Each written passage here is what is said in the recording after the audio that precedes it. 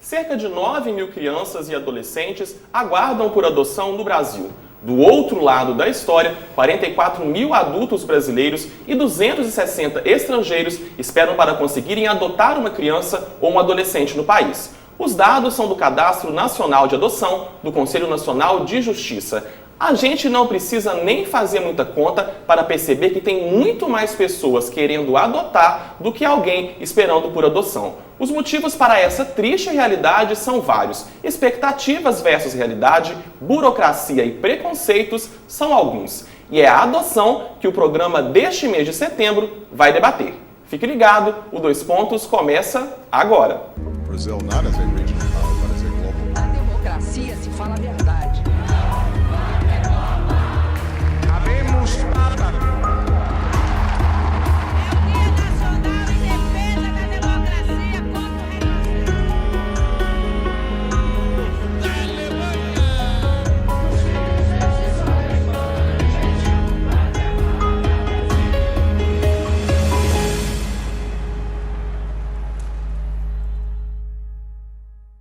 Olá, seja bem-vindo ao Dois Pontos. Neste mês de setembro, a UFMG cedia o 7º Congresso Nacional de Psicanálise, Direito e Literatura, as múltiplas faces da adoção. O encontro será sediado na Faculdade de Filosofia e Ciências Humanas da UFMG, a FAFISH. E já que os corredores da universidade estarão tomados por discussões sobre o tema, o Dois Pontos também vai debater a adoção. No nosso estúdio, duas palestrantes do Congresso, a doutoranda em Psicologia na Universidade, Érica Espírito Santo, e a advogada formada na UFMG, Ana Carolina Costa Castro. Bem-vindas ao Dois Pontos. Obrigada. Vamos começar o nosso debate, a nossa discussão, com alguns dados. O Instituto Brasileiro de Geografia e Estatística, o IBGE, afirma que 86% das brasileiras desejam ser mãe. Por que é tão importante para as pessoas constituir uma família? Olha, eu acho que a Érica, que é da psicologia, pode ter uma opinião mais elaborada sobre isso. Mas eu, enquanto mulher também, eu acredito que é muito da cultura, né? Nossa cultura brasileira, que a mulher nasceu para ser mãe. Então eu acho que desde criança a gente já tem bonecas, tudo voltado para essa maternidade. Então a menina já cresce e quando chega na fase adulta já com essa destinação de ser mãe. Eu acho que eu tenho que concordar com a Ana Carolina, né? Assim, tem um lado que é até interessante disso, assim, né? Como se você se preparasse desde muito cedo para uma tarefa que 80%, 84% das mulheres, muitas vão acabar realmente exercendo essa função. Mas tem um lado também que eu acho interessante ressaltar, que isso é colocado para a mulher como se fosse uma coisa instintiva, como se fosse da natureza feminina. Isso é um ponto fundamental quando a gente fala de adoção, porque os modelos familiares estão mudando. E até onde a gente sabe, né, psicologicamente, ninguém é feito na matriz com essa habilidade para cuidar de uma criança. Isso é uma construção. E ela precisa ser feita também com os homens, né? Preparar todo mundo para cuidar de uma criança, para que isso seja feito em companheirismo e sair um pouco dessa cultura tão arraigada que a gente tem, que sempre responsabiliza a mulher pelos fracassos, pelo abandono, pelo aborto, né? Sem querer desviar o assunto para coisas ainda mais polêmicas, eu acho que a maternidade ela é uma força cultural, assim, que a gente precisa, inclusive, ir, né, problematizando, desconstruindo um pouco, porque muitas vezes é prejudicial. Agora, esse sonho de ter uma família, de ter um filho, muitas vezes passa pelo sonho de ter um filho biológico. E também, de acordo com o censo de 2010 do IBGE, pelo menos 8 milhões de casais no Brasil enfrentam algum tipo de infertilidade conjugal. A dificuldade em ter filhos biológicos é o principal motivo para um casal decidir adotar uma criança? Olha, pelo que a gente vê, eu não tenho dados estatísticos sobre isso, né? Mas pelo que a gente vê na prática, trabalho com adoção, a maioria dos casais ou das pessoas que buscam se habilitar para adoção é em razão dessa possível infertilidade. Mas também são outras questões que envolvem, assim, o desejo de constituir família com filhos, sendo que é o que eu penso, por exemplo, a minha opinião, tem tanta criança no mundo em busca de uma família, eu também não preciso colocar outra. Eu tenho meu filho ou minha filha possível ali à minha espera. Então, são várias as questões, mas a questão da infertilidade, eu acredito que seja um dos principais pontos para as famílias buscarem a habilitação para adoção. Como que você vê esse lado, Érica? Eu concordo com a Carol, assim, com a Ana Carolina, doutora, que isso é a principal causa, assim, né? Poucas pessoas, ainda hoje, né? São poucas as famílias, os casais ou pretendentes monoparentais, assim, que buscam adoção por primeira opção, vamos dizer, né? Sim. Geralmente passa por um percurso, seja de infertilidade, seja porque casou mais tarde, aí tem essa questão biológica, né, da mulher, depois de uma certa idade, às vezes tem uma dificuldade de engravidar e ainda assim constituir família. Mas aos pouquinhos esse cenário vem mudando assim devagarinho, né? O Brasil vem construindo uma cultura de adoção assim aos pouquinhos, que você já encontra casais que querem adotar por opção, porque querem essa via de filiação mesmo, assim.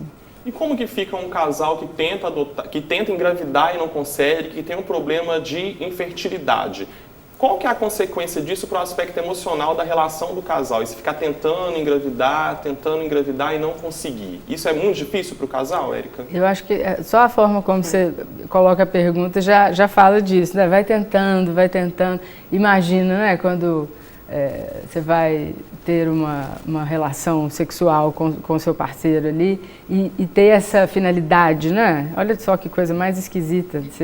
Geralmente é uma coisa que você faz por prazer, por desejo ali e tal, e aí você tem que ter essa coisa com uma hora marcada, com uma finalidade e um fracasso a cada vez que vem, né, um novo exame, uma nova tentativa frustrada, às vezes tem muito dinheiro também envolvido nisso. Agora, pensando na adoção, é muito importante que esses casais, eles trabalhem essas questões, é o que a gente chama em psicologia assim, de fazer o luto dessa criança idealizada, dessa criança que seria né, semelhante fisicamente, que teria uma origem supostamente bem conhecida, né? Então, é muito importante que, no momento em que eles decidem adotar, que essas questões elas já tenham sido trabalhadas e superadas, né? Porque senão a criança vem para a família já com uma responsabilidade de cumprir um papel de um filho que não nasceu. Aí pode dar um desencontro, assim, né? Uma dificuldade no acolhimento de uma criança. Agora, Ana, antes da gente aprofundar nessas questões da adoção, dos perfis, eu queria te perguntar uma coisa bem básica. Qual que é o procedimento legal hoje no Brasil para se adotar uma criança ou um adolescente? Olha, o primeiro passo é fazer a habilitação para adoção. A pessoa ou o casal que deseja adotar tem que se dirigir até a vara da infância da cidade que mora para realizar o cadastro. Esse cadastro constitui uma série de documentação, tem um estágio preparatório para adoção, então eles fazem como se fosse um curso preparatório, aí o juiz habilita ou não essa pessoa ou casal e eles entram teoricamente para um cadastro nacional.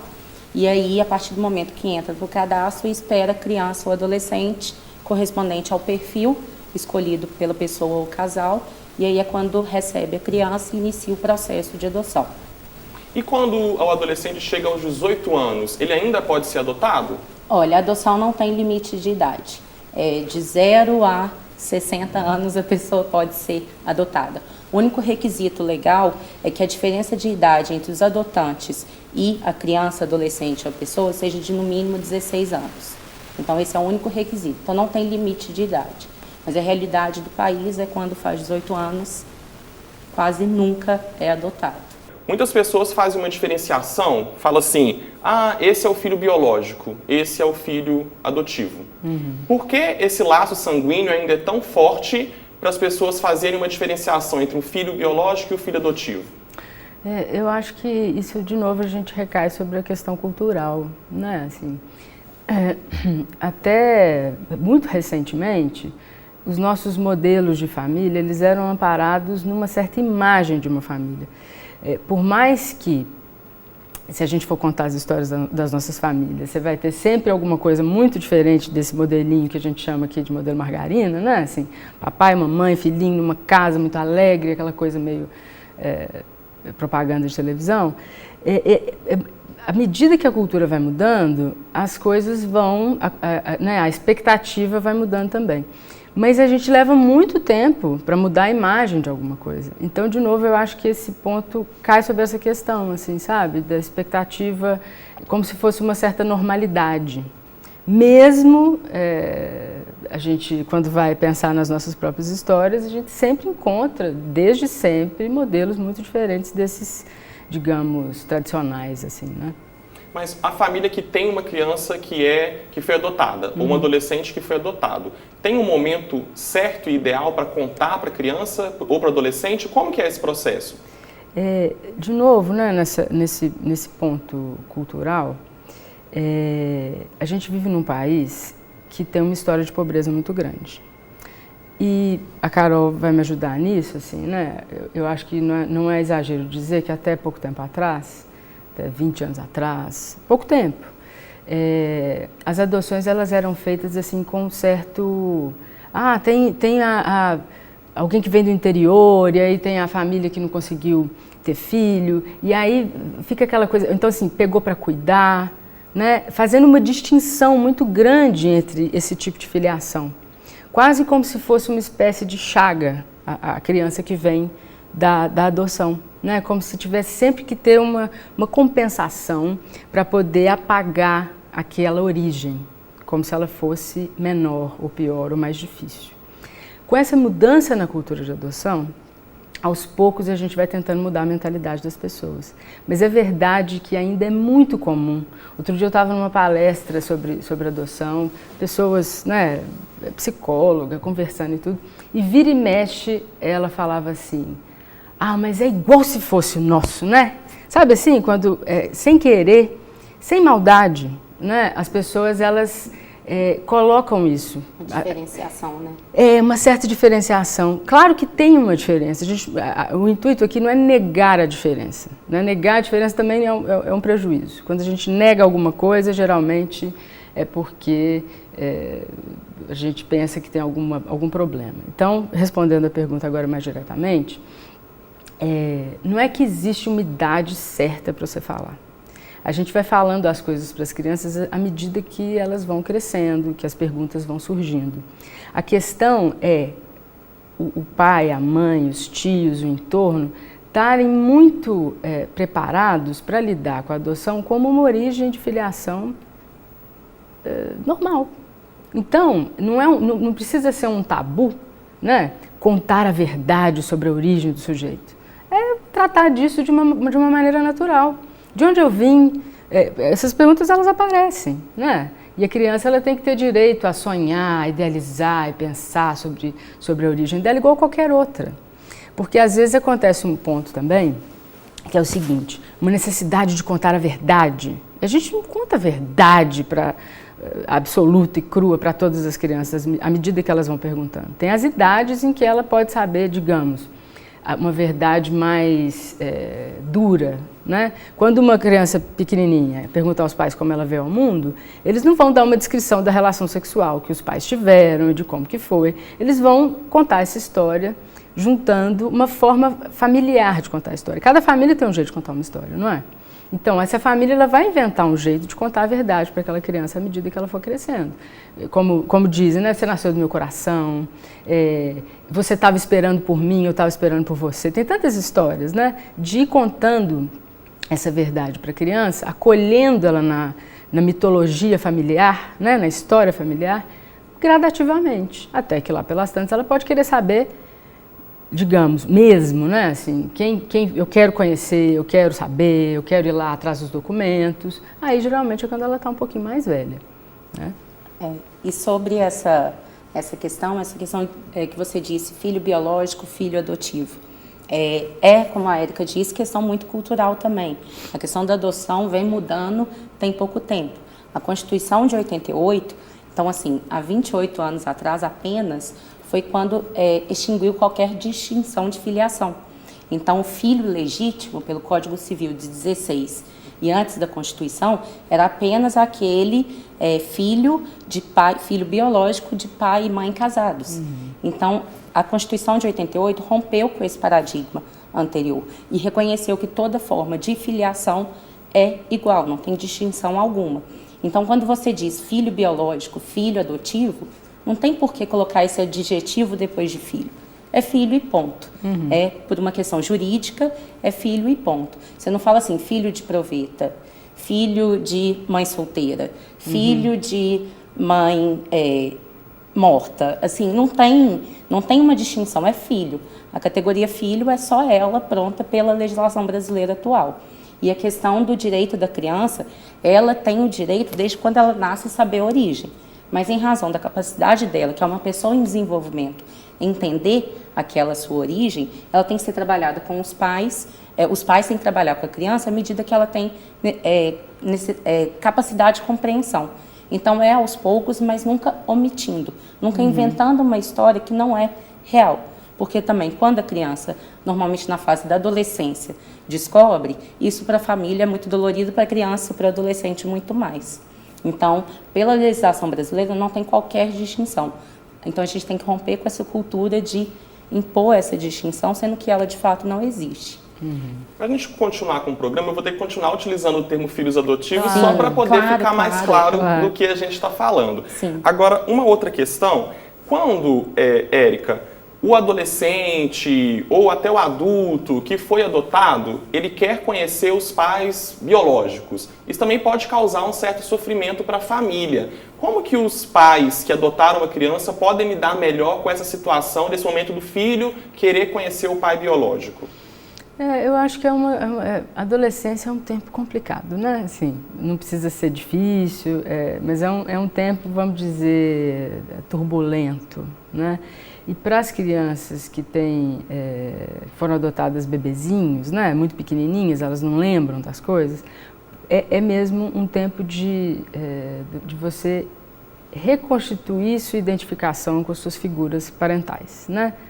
Que adolescente que não enfrenta ou idealiza outros pais ou começa a apresentar assim, né, algum aspecto um pouco mais rebelde ou de identificação com outras figuras, né? De uma maneira geral, seja de uma forma mais ou menos complicada, esses processos estão em jogo na adolescência. E claro que numa criança que tem essa, vamos dizer, dupla filiação, né? Isso pode aparecer como uma questão. E os pais, eles podem tomar isso como se fosse uma espécie de rejeição, né? Eu que fiz tudo por você e agora você está aí querendo saber da sua origem, de outra família, tomar isso como uma rejeição.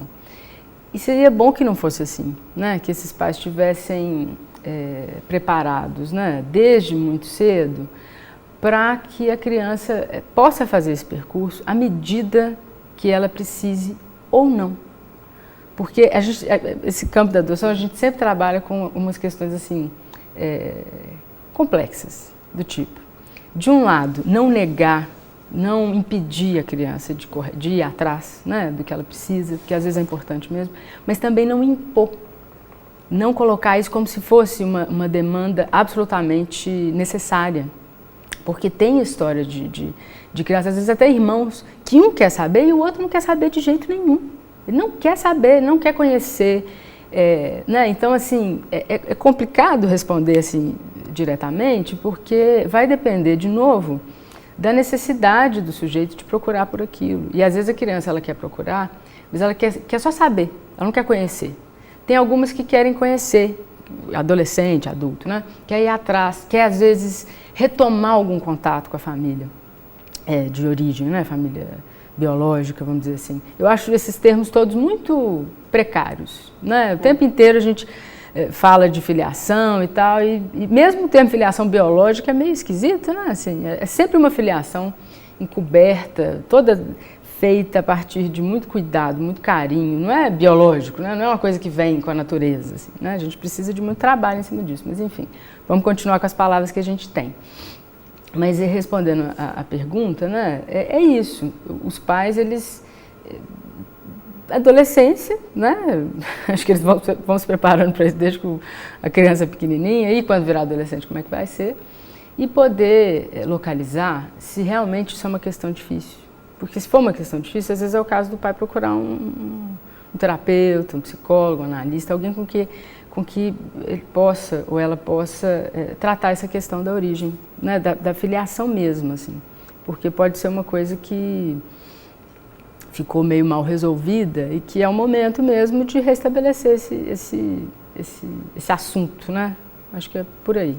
Agora, juridicamente, Ana, o pai biológico, o filho foi adotado, ele tem algum direito depois sobre aquele adolescente, sobre aquela criança? O filho também depois pode procurar esse pai biológico e requerer algum direito, mesmo já tendo sido adotado por uma outra família? Como que funciona essa questão no lado jurídico? Olha, a família de origem, né, a família biológica, a partir do momento que tem a destituição do poder familiar e a adoção por outra família, rompe todos os vínculos. Então, essa família não tem direito de buscar essa criança, adolescente ou qual fase seja. Mas a criança, adolescente ou adulto tem direito. Então, isso é um direito da pessoa que foi adotada, não da família. Então, por isso que concordo com a Érica, tem que ver a real necessidade. E é uma questão também que vem uma mudança de paradigma desde 1988, essa questão da autonomia da vontade de criança e adolescente, que eles têm essa autonomia de vontade limitada, eles não podem tomar decisões e praticar atos até a maioridade, mas essa vontade deles tem que ser respeitada. Então, se eles têm essa vontade, esse desejo, seja por qual motivo for, eles têm direito. Se os pais, né, que foram os que adotaram, não respeitam essa vontade, eles têm outras formas de buscar isso por conta própria, até atingir a maioridade.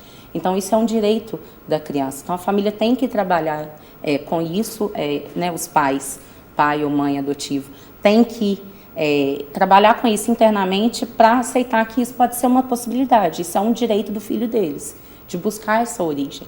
Mas a família de origem não tem qualquer direito de buscar nem contato, nem informação, nem nada com a família que foi constituída do filho biológico deles. Agora, num aspecto assim, de precisar de algum auxílio financeiro, o filho que foi adotado, ele pode requerer dos pais biológicos algum auxílio financeiro, alguma questão de herança ou não? Não.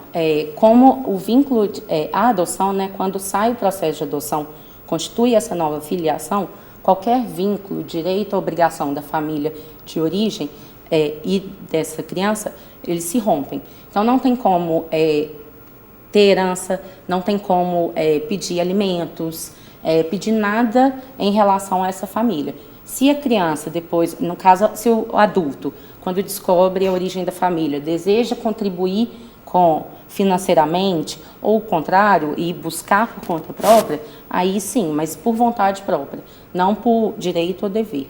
Sempre voluntário. Sim. A gente começou o programa de hoje, meninas, com alguns dados do Cadastro Nacional de Adoção. São quase 9 mil crianças e adolescentes aptos à adoção e 44 mil adultos esperando para adotar. Por que tantos ainda não foram adotados, Érica? Bom, aí eu vou puxar a brasa para minha sardinha, assim, né? O doutorado que eu faço hoje na Fafist, né, na psicologia, ele é exatamente tentando responder um pouco essa pergunta pela via da idade, né?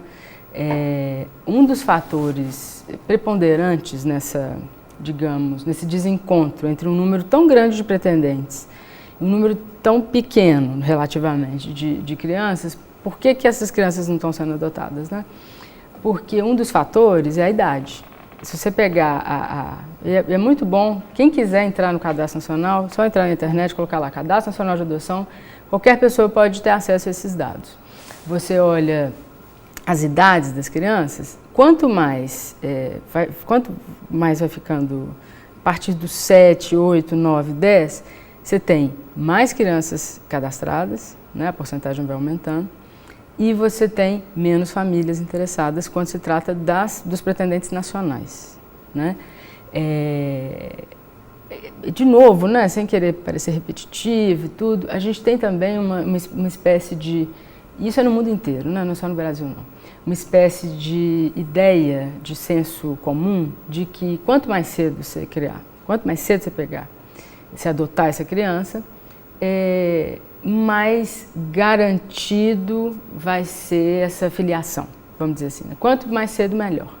E eu não discordo disso não, né? Que se a gente pensar que quanto mais cedo uma criança vai para uma família, imaginando que vai dar tudo certo, que essa família vai ser ótima, realmente é menos tempo que ela fica nesse ir e vir de abrigo, de sofrimento e tal. Só que o problema é que não tem como a gente prever isso antes. Não tem como, a gente não tem bola de cristal. Não tem como você falar assim, primeiro, essa família vai dar certo, sim, a adoção é o melhor caminho, e nem essa família de origem não vai conseguir se recompor, né? Essa ida ao abrigo vai ser importante para a criança, porque ela vai voltar, enfim.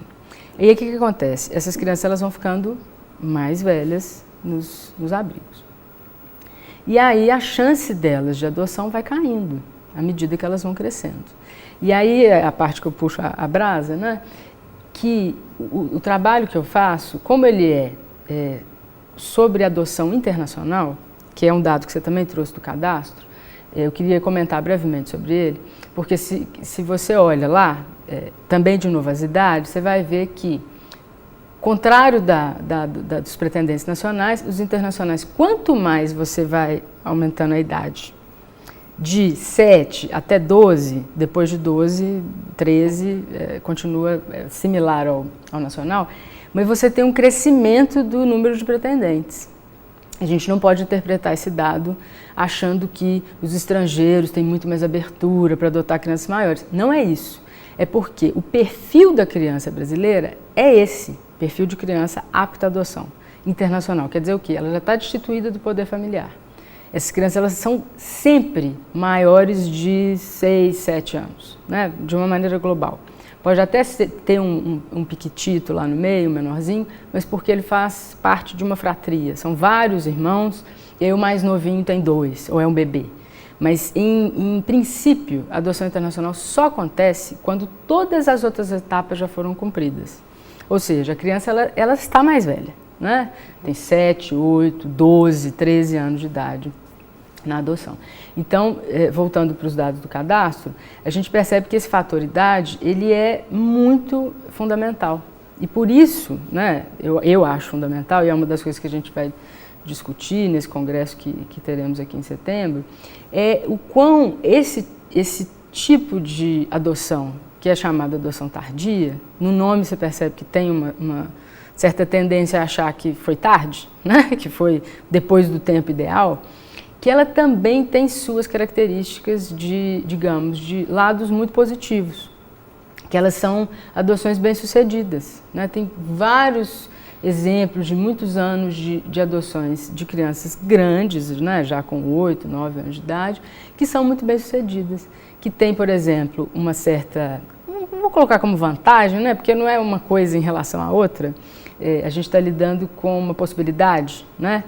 É a realidade brasileira, a gente não tem como interferir, né? O ideal seria que toda criança estivesse lá na sua família e não tivesse ruptura nenhuma, né? Mas enfim, uma das coisas que acontece com a criança que é adotada maior é que ela já conhece a própria história. Então é mais difícil que ela tenha, por exemplo, uma crise na adolescência de busca às origens. Ela já tem isso mais, vamos dizer, mais consolidado, né? É um dos pontos. Agora, voltando só para uma parte que eu falei sobre não ler erroneamente esses dados, é porque essas famílias estrangeiras, né, que a maioria das que estão cadastradas são estrangeiras, elas já vêm se cadastrar no Brasil sabendo desse perfil. Então, só habilita no Brasil as famílias que já têm uma habilitação para criança maior. Não é que eles desejam só crianças maiores. Quando eles desejam bebês estrangeiros, eles vão adotar em outros países. E, bom, só jogando a bola para Carol, inclusive, né? Às vezes países que não são signatários da Convenção de Haia, que não têm todo o rigor que o Brasil tem com a adoção internacional. Agora, antes de entrar no aspecto da adoção internacional, que a gente vai falar depois mais a fundo dele, uma coisa na sua fala, que eu queria te perguntar, porque vários institutos de pesquisa falam dessa questão de que as pessoas querem adotar um bebê, Mas eu encontrei também vários depoimentos e relatos na internet, em redes sociais, de pessoas dizendo que é um direito delas querer adotar um bebê, que elas querem acompanhar todas as fases da vida do filho. Como que a gente consegue conciliar isso? A gente vê esses dados dizendo que tem várias crianças numa idade mais avançada e adolescentes, tanto esperando para encontrar uma família, com esse desejo, esse anseio de querer acompanhar todas as etapas da vida do filho.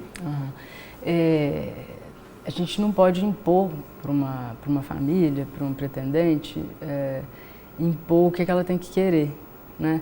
Porque esse limite de acolhimento de uma criança, ele está diretamente ligado com a capacidade dela de acolher aquela criança, de amar aquela criança, de tomar ela como sua, né? Então, não pode ser uma imposição, não pode ser uma coisa que, digamos, pega mal você querer adotar um bebê. Não, a pessoa tem todo o direito do mundo de adotar um bebezinho. Inclusive, nós temos atualmente, assim, né, essas repercussões de casais mais famosos que vão adotar um bebezinho, às vezes, em outros países, inclusive não signatários da Convenção de Haia, que realmente tem muitas crianças em situação de vida muito precária. E é completamente compreensível, né, que você, não tendo tantos bebês disponíveis, habilitados disponíveis, eu não gosto muito, mas enfim, né, vamos falar as palavras que a gente tem.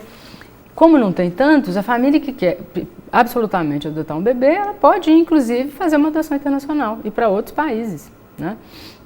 Porque o cuidado que a gente precisa tomar sempre, e aí é até uma questão, né? Muita gente fala, mas quando você vai ter um filho, você não precisa ficar se preparando tanto. Bom, precisa, né? Só que ninguém vai ficar impondo isso a você, mas o ideal é mesmo que as pessoas se preparem. Aliás, se preparam e muito. Mas, enfim, na adoção tem sim os cursos preparatórios, tem um percurso que é até muito interessante para as pessoas poderem ir se sensibilizando. O que acontece também? Às vezes a pessoa acha que ela quer adotar um bebê porque é essa cultura. O normal, né, na cabeça delas é: se eu vou ter um filho, eu vou ter ele pequenininho. E às vezes, num processo de conhecimento do tema, de conversar com outras famílias, de conviver mais, ela percebe que ela está enganada. Na verdade, ela tem abertura para adotar uma criança maior, ela até prefere. Então, nesse processo, às vezes as pessoas vão mudando de opinião, elas vão sendo sensibilizadas, ou elas encontram uma criança maior que dá aquele encontro assim, e que ela resolve mudar o perfil. Mas isso não pode ser imposto de fora para dentro. Isso tem que ser uma mudança, uma sensibilidade de dentro para fora, do casal querer mudar de ideia aos pouquinhos e ir percebendo que para eles não precisa ser um bebê, mas não pode ser uma imposição, não. Agora, Ana, a gente fica pensando e se perguntando, será que não tem também uma coisa de burocracia do Brasil, dos aspectos jurídicos, que atrapalham um pouco também para ter mais pessoas querendo adotar do que crianças e adolescentes para serem adotados? Com certeza tem. Agora, só um parêntese em relação ao Cadastro Nacional de Adoção, é importante a gente levar em conta também que esses não são os números reais. Porque o que acontece? Tem muitas crianças e adolescentes disponíveis para adoção que não estão no cadastro, porque esse cadastro ele é alimentado pelas varas da infância. Então, se o servidor, o juiz que está lá, não alimenta esse cadastro, essa criança fica literalmente esquecida no abrigo. Então, depende dessa função aí dos servidores do judiciário para que esse cadastro seja atualizado para cruzar esses dados. O perfil é o principal componente dessa dificuldade de zerar, ou então de colocar, de zerar essas listas, né? Por quê? Porque, como a Érica disse, assim, o perfil, você comentou também, o perfil são de crianças, por exemplo, até pouco tempo atrás, o perfil era de crianças brancas. 96% das crianças que estão disponíveis para adoção não são brancas, não é o perfil da criança brasileira e do adolescente disponível para adoção. Agora isso vem mudando, mas isso de fato a gente fica repetitivo, mas é a realidade, a questão cultural. Aí você diz, tem a questão da burocracia? Tem, de fato tem. A pessoa não pode ser obrigada a escolher um perfil específico, tanto que no cadastro, quando ela se habilita, ela preenche. É triste, eu acho triste essa parte do cadastro, porque parece que você está escolhendo um bonequinho, porque são caixinhas que você tem que marcar. Cor da pele, deficiência física, deficiência mental. Então, assim, são vários tiques que você tem que dar do perfil da criança que você está escolhendo. Mas a família também, ela não pode receber uma criança que ela não quer receber. Essa adoção nunca vai dar certo, eles não vão ser uma família. Mas eu acho que a questão mais importante é que, de fato, a gente tem que respeitar essa vontade das pessoas de quando querem ter filhos, ter bebê, participar de todo o desenvolvimento da criança.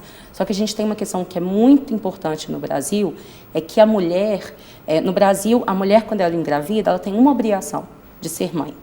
Essa é a única obrigação que ela tem culturalmente.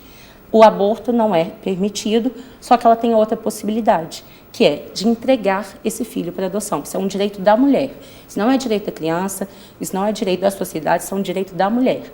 Então, se eu engravido hoje, não quero ter esse filho, eu não posso fazer um aborto, mas eu tenho o direito de entregar esse filho para adoção. Só que isso culturalmente não é aceito. Se a gente tem na família uma pessoa que engravida, se eu tenho uma prima que engravida e ela fala assim, não quero ter esse filho, a família vai cair em cima dela. Então, ela vai ser reprimida por toda a sociedade, inclusive por aqueles profissionais que têm o dever de orientá-la sobre isso. Se eu vou no centro de saúde, faço um exame de gravidez, estou no pré-natal, que eu sou obrigada a fazer, mas não quero ter aquele filho, no centro de saúde ninguém vai saber me orientar. O que eu faço quando eu não quero ter esse filho? Eu tenho obrigação de ter esse filho e amar esse filho, sendo que não é um desejo meu. Então, se isso fosse trabalhado pelas políticas públicas, e aí é uma questão intersetorial, assistência social, educação, saúde, junto com a vara da infância, né, com o judiciário, se isso fosse trabalhado como uma possibilidade de direito da mulher, teriam muito mais crianças, bebês disponíveis para adoção, que aí nesse perfil poderia diminuir essa diferença e bater mais o perfil dos cadastrados para adotar e das crianças habilitadas. Agora, Ana, a senhora trouxe uma informação para a gente forte nessa questão de que os dados não são reais. Então, tem mais crianças e adolescentes no Brasil esperando por adoção do que os dados oficiais mostram? Tem. A gente não tem como... Por que acontece? O cadastro foi criado relativamente há pouco tempo. E os servidores que trabalham nas varas da infância, nas varas que mexem com o processo de adoção, serão capacitados para executar esse sistema. Esse sistema novo, qual que é a intenção dele? Porque é uma questão também de estrutura do judiciário. Porque uma coisa a gente fala de Belo Horizonte. Belo Horizonte é a única comarca do estado de Minas Gerais que tem uma vara civil da infância. Então, é a vara onde correm os processos de adoção. Em uma outra comarca do estado tem. Então, assim, imagina uma comarca de uma cidade do interior que é um juiz para todos os processos. Não tem corpo técnico, não tem equipe técnica, que são psicólogos e assistentes sociais, para fazer isso. Então, é difícil também a gente colocar tudo na carga que tem que manter esse cadastro assim, diariamente atualizado. É uma tarefa difícil, porém uma tarefa necessária, justamente por questões como essa. Tem uma sentença de destituição de poder familiar, que a partir desse momento a criança se torna apta para ser adotada, essa criança tem que ser meio que automático. Igual você fecha o processo, você abre o sistema e cadastra. Mas isso não é feito, por uma questão de logística, eu não sei dizer, o pessoal do tribunal que teria mais condição de explicar. Então, o novo cadastro ele vem nessa intenção, que era um sistema lento, era um sistema mais complicado. Então, eles tentaram descomplicar esse sistema, facilitar o acesso, facilitar avisos de cruzamento de dados para o juiz. Então, agora, por exemplo, a partir do momento que o juiz cadastra uma criança, ele recebe um e-mail com as famílias que o perfil cruza. E tem uma questão também que é o cadastro nacional. Então, é complicado, por exemplo, se eu estou numa comarca de Igarapé, sai com uma criança, cadastra uma criança, sai uma família no interior do Amazonas. É difícil para o Poder Judiciário também fazer essa comunicação e essa logística. Então, os dados não são reais porque a gente sabe que tem crianças que não estão no perfil, no cadastro nacional. Mas não tem como a gente precisar exatamente o número, né? Porque aí cada cidade que tem condição de fazer essa avaliação. Então vamos torcer para o novo sistema melhorar, né, essa situação. Érica, o racismo ainda é muito forte no Brasil e no mundo todo. Ele também impacta na questão de crianças e adolescentes não serem adotados? Uma família branca não queria uma criança negra? Eu vou citar um exemplo, assim. Quando eu fiz mestrado, eu trabalhei a adoção homoparental, né? E na época eu lia muito sobre o assunto e tal. Ainda hoje me interessa muito, mas não é o tema central da minha pesquisa atual. E aí eu ouvi inclusive professora aqui da UFMG, que adotou dois menininhos, um menino e uma menina. E eles são, digamos, da nomenclatura brasileira, pardos, mas igual a Carol falou, eles não são brancos, né? Não brancos. E esse casal que adotou são duas mulheres, e aí nessa época estavam fazendo uma entrevista, se eu não me engano, no jornal impresso. E aí perguntaram para ela, né, assim, olha, você sofre muito preconceito na escola, na comunidade, né, por se tratarem de duas mães? E a resposta dela foi assim, olha, não, até agora não. O único preconceito que a gente sofreu até agora foi racista, né?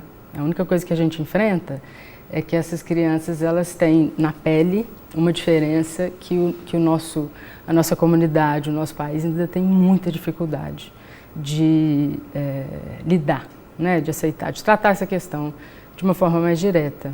Então, sim, embora os pretendentes, né? A cultura vem mudando, você tem um acesso de perfil muito maior para crianças não brancas, né? Crescendo vertiginosamente, ainda tem esse ponto, né? Assim, que o casal que adota uma criança, ou que tem uma criança, quem tiver interesse, põe lá no YouTube, Chico Buarque, dando uma entrevista sobre por que a filha dele mudou do Rio de Janeiro. Por causa do condomínio que ela morava, ela é casada com o Carlinhos Brown, os filhos dela não são brancos, né? E eles estavam sofrendo muito no condomínio, acho que na Barra, sei lá, um condomínio de classe média alta. Então, assim, seria ingênuo pensar que essa questão do racismo não cai também sobre o campo da adoção. Mas eu não colocaria esse peso em cima dos pretendentes, não. Né? Eu acho que eles não são os responsáveis por mudar o perfil nacional. Às vezes a adoção ela tem isso, né? As pessoas acham que o casal que adotar ele tem que ser maravilhoso, ele não pode querer ter um bebê, ele tem que resolver a falha cultural brasileira de, sei lá, 500 anos, né? Tem que estar disposto a ser altruísta e abrir mão de... Não é assim, né? A pessoa ela tem que saber dos limites dela. Dos limites, inclusive, de lidar com uma realidade que não é dela, né? Tem entrevistas recentes também de uma moça que é mais branca e adotou uma criança negra, e ela falando que ela foi impressionada, assim, porque isso não fazia parte do cotidiano dela, lidar com a quantidade de preconceito. Falando, por exemplo, como que ela tem que arrumar a filha de uma maneira um pouco mais... tem que estar sempre arrumada com uma roupa de um certo jeito, um sapato, um cabelo, porque senão ela é confundida com uma criança, vamos dizer, uma criança de rua. E no Brasil, né, quando uma criança é confundida com uma criança de rua, quer dizer que ela perde o acesso a um direito fundamental, que é o direito de ser reconhecida como um ser humano, uma criança, né? Então, assim, essa questão, ela passa, claro, né, obviamente, sobre o campo da adoção, mas em todos os seus aspectos, né? Assim, não colocaria essa responsabilidade nos pretendentes, não. Agora, Ana, as políticas, a gente falou um pouco sobre isso, mas agora aprofundando mais. As políticas públicas existentes hoje no Brasil, elas são suficientes? O que falta para elas conseguirem lidar com toda essa complexidade que estamos vendo aqui agora, que existe no fato, né, na realidade da adoção? Olha, a gente tem muitas políticas já instituídas no Brasil. Eu acho que, e eu inclusive por trabalhar em uma delas, trabalho na política de assistência, o que eu verifico que é o maior dificultador da execução dessas políticas é a intersetorialidade. O que é isso? A comunicação entre as políticas. Então, por exemplo, a criança, a gente tem que pensar primeiramente na questão da política pública das crianças e do adolescente, porque os pretendentes, eles buscam por vontade própria, adotar. Então, eles têm todo um processo lá para se habilitar para adoção. Mas essa criança que vai chegar para eles, né, o filho deles, a filha deles, como que vai chegar? Qual que é o processo para essa criança chegar na adoção? Esse processo é sofrido. Por quê? A maioria dessas crianças estão lá contra a vontade da família de origem. Então, talvez essa mãe, o pai, quando tem os avós, a família, não querem que a criança esteja, mas eles não têm condições financeiras, na maioria das vezes, de alcançar um padrão de vida que é imposto pelo judiciário na avaliação dessas famílias e dessas crianças. Então, o que acontece? Tem a política de assistência social, que ela é responsável pela prevenção, pelo acolhimento, pelo trabalho com as famílias durante ou antes desse processo, que as crianças vão para o abrigo, né, para a instituição de acolhimento. Tem a política de saúde, tem a política de educação. Então, se tivesse um serviço, se esses serviços funcionassem de forma mais integrada, essas informações chegariam mais rápido a quem é de responsabilidade para tomada de decisão e as decisões também seriam mais justas e completas. No seguinte sentido, se o processo normalmente é iniciado pelo Ministério Público, processo de destituição de poder familiar de uma criança, depois de um longo período ela está no abrigo. Se a política de assistência que atende essa família não fornece nenhuma informação do processo, nem sabe, porque ninguém avisa, né, a rede, que a gente chama de rede de atendimento. Se a política de assistência não leva as informações, se a política de saúde não leva as informações, se a educação não leva as informações, o juiz vai tomar a decisão só com o que está no processo. Então, ele não vai ter as informações necessárias para tomar a decisão, se é sim caso de destituição ou caso de retorno. Então, o maior dificultador, e o caso, por exemplo, que eu te falei da mulher que deseja entregar o filho, que não quer ser mãe. Então, não tem um trabalho articulado nesse sentido. Existem as políticas, só que ainda mais agora, né, que os gastos de todas essas políticas estão congelados, assim, a tendência é que esse trabalho seja cada vez mais precário, por falta de articulação, falta de formação, de capacitação dos servidores, dos técnicos dessas políticas, para atender e fornecer, compartilhar as informações necessárias. Nós discutimos aqui já várias vezes a questão do perfil das crianças e adolescentes, né, com a idade mais avançada, que não são adotados. Eles estão em um abrigo, na maior parte dos casos. O que acontece com quem chega aos 18 anos e vive em um abrigo? Qual que é a realidade desse adolescente, desse adulto? Olha, pela política pública, a realidade ela vai para a rua. A realidade, né, que tem prevista na política é essa. Porque o Estado tem a obrigação da garantia do direito dessa criança e adolescente até os 18 anos. Completos 18 anos, adulto, o Estado não tem mais essa responsabilidade. Então, ele, como não tem a responsabilidade, o orçamento não é direcionado para a criança e adolescente. O que isso é importante a gente ressalvar aqui, porque isso é um projeto de iniciativa das casas de acolhimento dessas famílias e também as famílias acolhedoras, que são famílias que, assim, funcionam como se fosse um abrigo, só que em vez da criança ficar numa instituição, ela fica na casa de uma família. Não com pretensão para adoção, na pretensão de cuidado até que ela volte para a família de origem ou vá para uma família que vá adotá-la. Essas instituições de acolhimento e essas famílias acolhedoras, elas trabalham, que aí é um projeto de iniciativa de cada uma delas, cada uma realiza de uma forma, elas trabalham para que esse adolescente, né, agora com 18 anos, fiquem mais tempo lá até conseguir um trabalho para ter renda para bancar o aluguel, né, a vida, sozinho. Porque não tem mais ninguém, porque ele está sozinho, ele não tem família mais, não tem acesso. E muitas dessas crianças também, isso é uma realidade de Belo Horizonte e cada vez vem crescendo mais isso. A gente percebe pelo número de adolescentes e crianças em situação de rua. Eu acho que o trabalho mais difícil deve ser das instituições de acolhimento de adolescentes.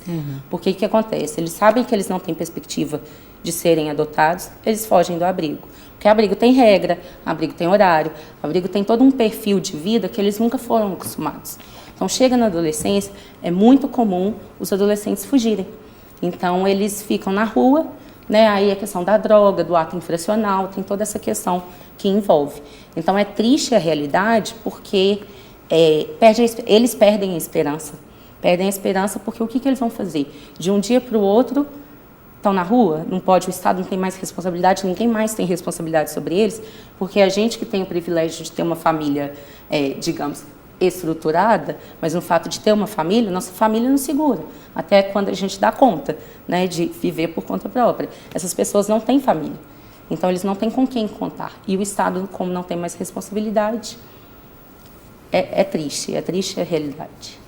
E tem algum preparo que é feito com as crianças e adolescentes, Érica, que estão em abrigos ou nessas casas, no aspecto psicológico mesmo, de uma terapia, para prepará-los para a realidade de que eles podem realmente não serem adotados e não encontrarem uma família?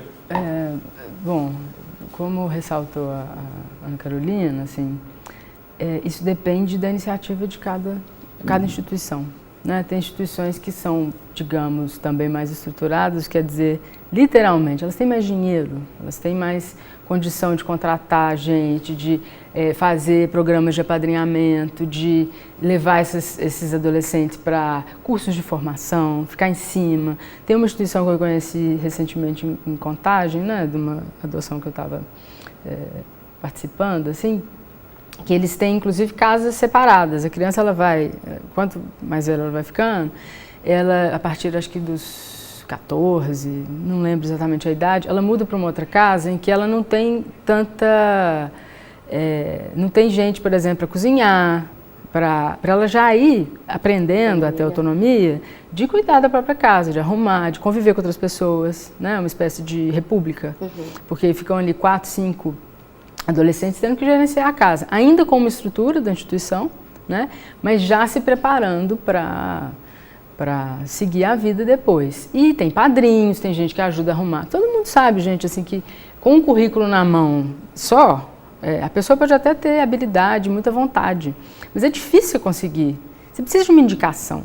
E muitas vezes tem algumas instituições que têm esse tipo de programa e de entendimento sobre a responsabilidade delas com esses adolescentes. Ou seja, já vai pegando ali as crianças, preparando à medida que elas vão crescendo, aí faz 18, já está fazendo estágio não sei onde, já está trabalhando num lugar e criando essa possibilidade de, quando fizer 18 anos, e essa instituição mesmo fazia uma espécie de bingo para poder arrecadar dinheiro e montar a casa, né?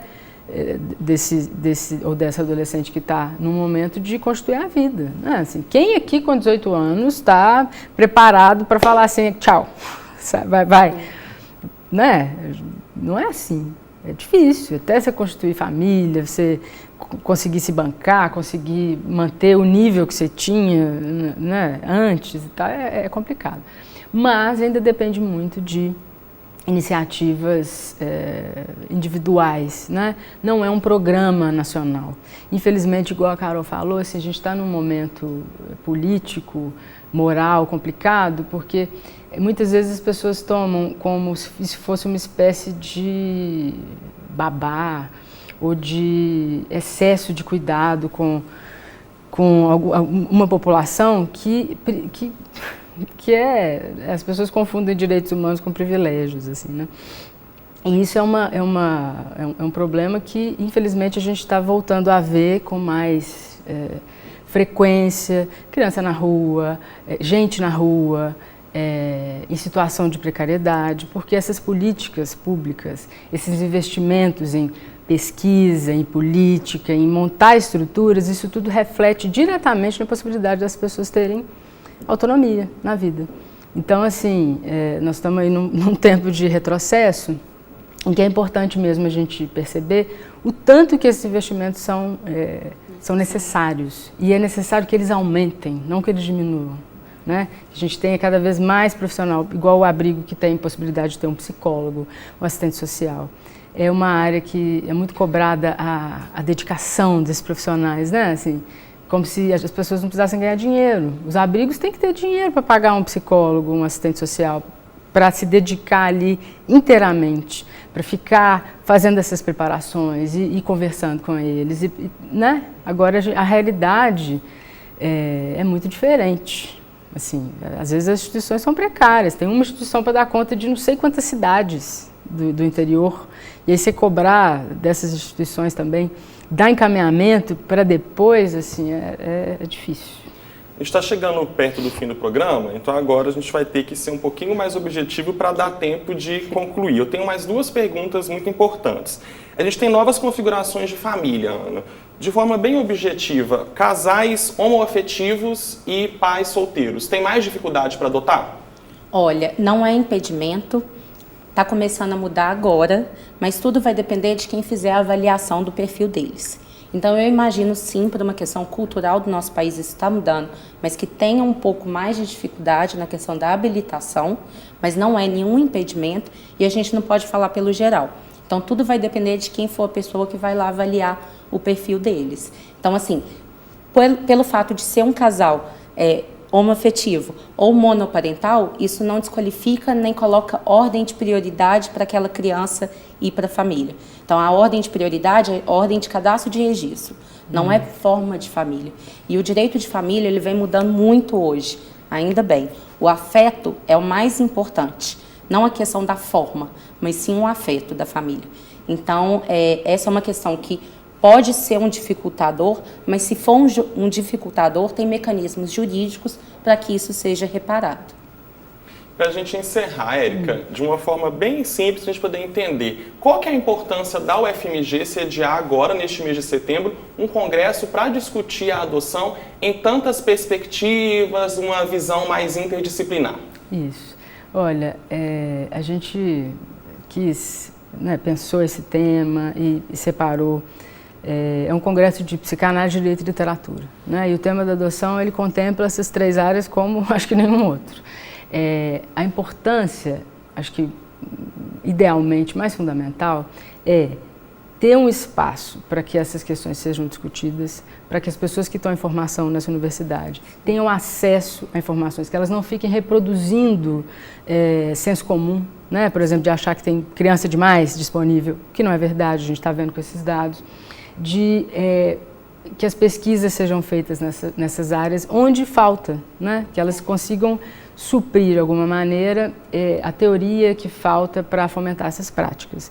Então, a ideia desse congresso igual eu estava conversando com a Ana Carolina aqui no caminho, não é um congresso pró-adoção, né? Não existe isso. É um congresso que pretende tratar a questão da criança, do adolescente e das famílias adotivas em seu aspecto amplo, ou seja, inclusive contemplar a realidade das crianças que não são adotadas, né? Acho que de uma maneira geral é isso. Meninas, muito obrigado pela participação. Desculpa a correria do final, mas tem um tempo do programa, tá bom? Muito obrigado. Mais informações sobre o congresso você confere no facebook.com/CONPDL. Envie críticas e sugestões para o 2 Pontos para o e-mail tvufmg@ufmg.br. Muito obrigado pela companhia e até o próximo mês.